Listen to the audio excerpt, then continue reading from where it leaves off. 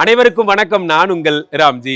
இன்று நான் உங்களுக்கு அறிமுகப்படுத்துகின்ற இந்த க்ஷேத்திரம் ஸ்ரீமடம் என்று உலகத்தாரால் அறியப்படுகிற உலகின் மிக உயரமான விஸ்வரூபமாக எழுந்தருளிருக்கின்ற இந்த விஷ்ணுமாயாவினுடைய க்ஷேத்திரம்.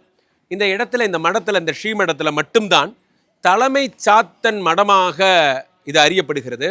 இங்குதான் விஷ்ணுமாயா ஒரு 6 அடி உயர பிரம்மாண்ட சிலையாக, கேரளாவில் ஒரு 100 கோயில் இருக்கலாம், மற்ற உலக நாடுகளில் எங்கெங்கே இருக்கோ தெரியாது, அவர்கள் அத்தனை பேருக்கும் தலைமை பீடமாக இது விளங்குகிறது.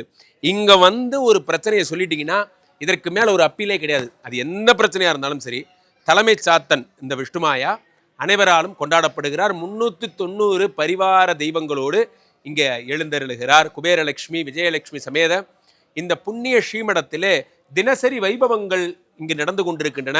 இத்தனை பெரிய வேள்விகளும் இத்தனை பெரிய உயர சிலையுமாக அனுக்கிரகமூர்த்தியாக இங்கு விஷ்ணுமாயா எழுந்தருளுகிறார். என்ன கேட்குறீங்களோ கேட்பவருக்கு கேட்பவற்றை சொல்லின் வார்த்தை முடியும் முன்னே தரக்கூடிய ஒரு தெய்வமாக இருக்கிறார். இந்த விஷ்ணுமாயா மட்டும்தான். வறுமையில் வரீங்களா, வறுமை சரியா போச்சு.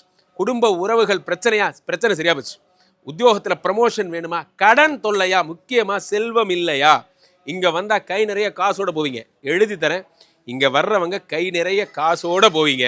அதற்கு இந்த விஷ்ணுமாயா, ஏன்னா விஸ்வரூபமாக அனுக்கிரகமூர்த்தியாக எழுந்தருளி இருக்கிறார்.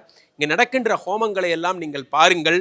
இத்தனை பிரம்மாண்டமாக வேறு எங்கும் விஷ்ணுமாயா கொண்டாடப்படுவதில்லை. ஆகையினாலே ஸ்ரீமடத்திற்கு நீங்கள் அத்தனை பேரும் வர வேண்டும். இந்த விஷ்ணுமாயா தலைமை சாத்தனுடைய அருளை பெற வேண்டும்.